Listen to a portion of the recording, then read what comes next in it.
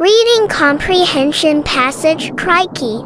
This excerpt from an article presents information regarding Australian saltwater crocodiles. Bendy and Robert are the offspring of Steve Irwin, the boisterous, can-do naturalist of crocodile hunter fame. Perpetually clad in khaki shorts and hiking boots, the elder Irwin's shtick one provocative, two up-close interactions with wild animals and squeals of wonderment. Crikey, at their magnificent deadliness made him an international phenomenon. Irwin's encounters with lethal animals ended in 2006, when a stingray's barb pierced his heart while he was filming on the Great Barrier Reef. He was 44. What's perhaps surprising is that Irwin, though controversial for his flamboyant Hansen approach to wildlife,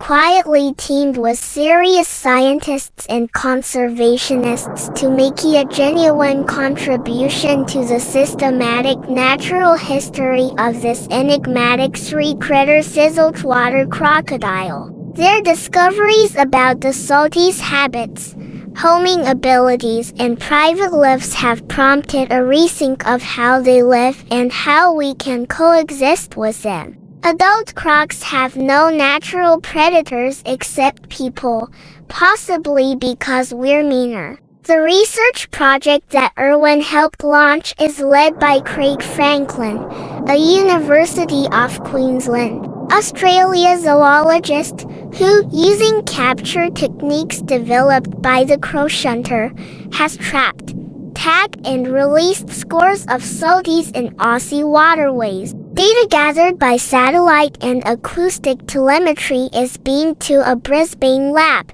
which maps the beasts' whereabouts and logs their dive times and depths. The project is bankrolled by Sirwin Zoo, federal grants, and private donors. A little over $6,000 gets you the exclusive naming rights to a wild-caught croc. Far from being just sedentary, solitary animals with one dominant male defending a territory, as once thought, salties also turn out to be far-ranging creatures with complex social hierarchies. Crocodiles are misunderstood because they're not cute and fluffy, says Bendy, a mainstay of Franklin's annual field trips since day one. Aboriginal people have traditionally hunted crocodiles for their meat, but the animal's population remained stable until World War II ended and high-powered rifles became widely available. Commercial hunters and trigger-happy sportsmen slaughtered semen indiscriminately. Since given protection in Australia during the early 1970s, their numbers have rebounded, then boomed to about 100.1 shtick style of performance, 2 provocative, exciting, 3 enigmatic, puzzling, 2010515 Regents exam in Ella January 24. 8 of the 23 crocodilian species, 2 inhabit the rivers, Billabong S4 and mangrove swamps of the Australian tropics. The freshwater, or Johnson's crocodile, which is relative layermoles, and the formidable estuarine, or saltwater, croc, which can grow to 20 feet in length and weigh more than a ton. The range of the two overlaps somewhat, and some messy, bigger, and far more aggressive salty will make a hearty lunch of the freshie. Robert Irwin got it right. Salties are ruthlessly efficient killing machines. They come equipped with nearly 70 interlocking teeth, many as sharp as a steak knife. If one breaks off, there's another underneath to replace it. Numerous muscles close a brute's jaws, but only a few open them. Over the last 70 million years, not much has changed in the salty's evolutionary design. This Archosaurian behemoth 5 can see well by day and by night, and has 3 pairs of phyllids, one of which functions like swimming goggles to protect the croc's vision underwater. Another membrane holds the tongue in place, preventing water from filling ceilings, which is why, even in contempt, the crocodile can't stick it out.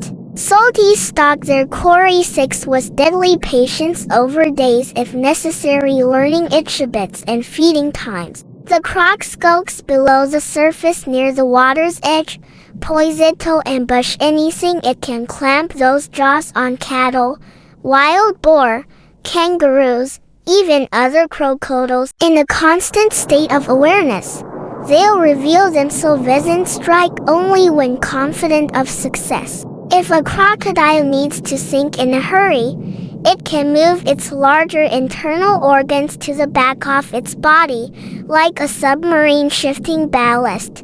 7. Franklin and colleague Michael Axelson proposed that the cog-teeth valves allow crocs to ration oxygen underwater and stay submerged for hours. In 2004, Franklin and Irwin joined forces with Australia's Parks and Wildlife Department to launch Crocs in Space, the first published satellite tracking study of wild crocodiles. Dozens of adult salties were seized, restrained, and outfitted with satellite transmitters to keep tabs on them. Over the years, researchers have determined that saltwater crocs can hold their breath for nearly 7 hours and dive to 23 feet, that they're capable of walking miles overland viewing water holes, that nesting mothers check out potential nests weeks before laying chicks, that dominant males maximize reproductive success,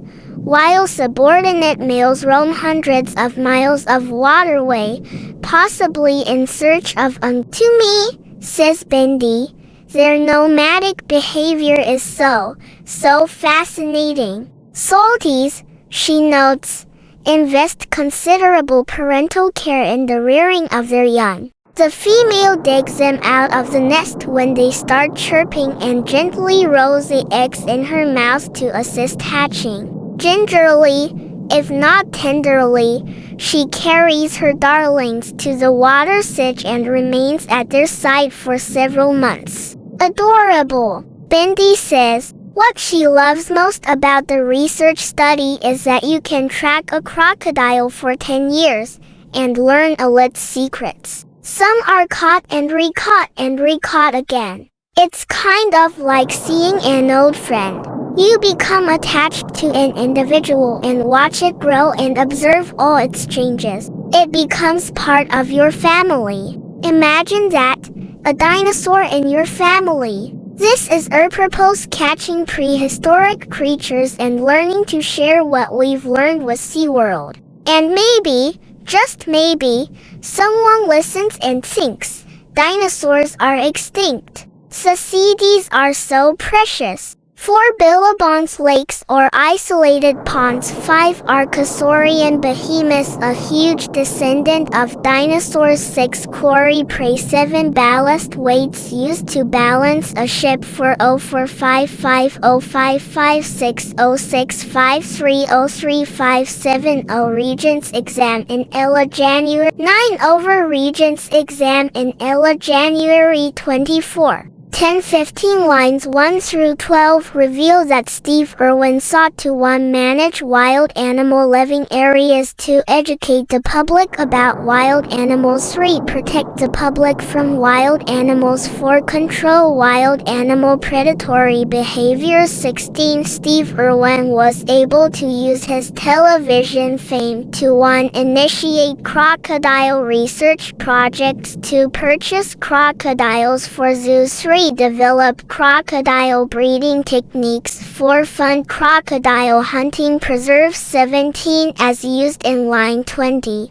The word sedentary most nearly means 1. Living in large groups, 2. Remaining in one location, 3. Easy to aggravate, 4. Hard to. Which lines best support the idea that some crocodiles are ruthlessly efficient, killing McKean's line 34. 1. The formidable estuarine, or saltwater, croc, which can grow to 20 feet in length and weigh more than a ton. Lines 31 and 32. Another membrane holds a tongue in place, preventing water from filling ceilings. Lines 41 and 42. 3. The croc skulks below the surface near suitor's edge, poised to ambush anything it can. Clamp those jaws on. Lines 44 and 45. 4. It can move its larger internal organs to see back of its body. Lines 48 and 49. 19. Lines 43 through 47 emphasize crocodiles. 1. Impulsive search for prey. 2. Limited selection of prey. 3. Techniques for hunting prey. 4. Methods for frightening prey. Herpetologist 8 had long wondered how salties, notoriously poor long-distance swimmers, have inhabited so many South Pacific islands separated by wide expanses of ocean.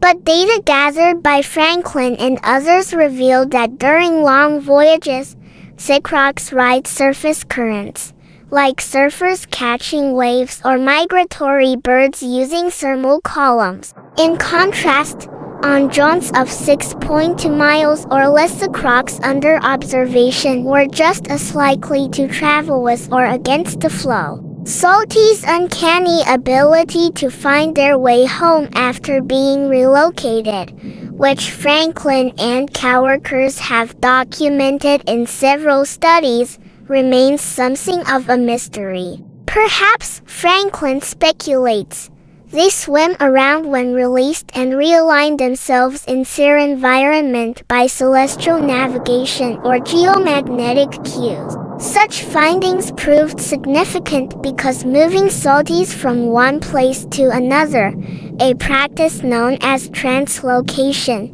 has been used in Queensland to manage potential safety risks posed by the animals. Our experiment showed that translocation was ineffective and extremely dangerous, Franklin says. Residents and tourists got a false sense that the waters were crocodile-free. The government abandoned its program in 2011. It's up to us to learn to live with crocs, Shibendi says. After all, they were here first. Franz Lage excerpted and adapted from Crikey, Smithsonian, March 2058. Herpetologists is scientists who study reptiles and amphibians. 808575 Regents exam in Ella January 11/20. The implementation of crocs in space. Line 53 is important to crocodile research because it supports relocation efforts by predicting crocodile migratory paths. 2. Provides video and sound feedback of crocodile social interactions. 3. Is responsible for protecting researchers who study crocodile habitats. 4. Is capable of tracking and recording crocodile movements for several years. 21. As used in line 64. Gingerly, most nearly means 1. Quickly. 3. Cautiously. 2. Eagerly. 4. Separately. 22. The description of crocodile behavior in lines 56 through 68 contributes to a central idea by emphasizing the responsibilities males share in raising sire. 2. Care females show in nurturing their young. 3. Subordinate role played by females. 4. Courtship rituals employed by males. 23. Lines 79 through 87 reveal that the practice of translocation in Queensland was ultimately 1. Unsuccessful. 3. Popular. 2. Practical. 4. Uneconomical. 24. Which statement best expresses a central idea of text? 1. Aboriginal people have traditionally hunted crocodiles for their meat. Line 24. 2 of the 23 crocodilian species, 2 inhabit rivers, billabongs and mangrove swamps of the Australian tropics. Lines 29 and 33. And maybe, just maybe, someone listening thinks dinosaurs are extinct. Societies are so precious. Lines 71 and 72 for residents and tourists got a false sense says waters were crocodile-free. Lines 86 and 87.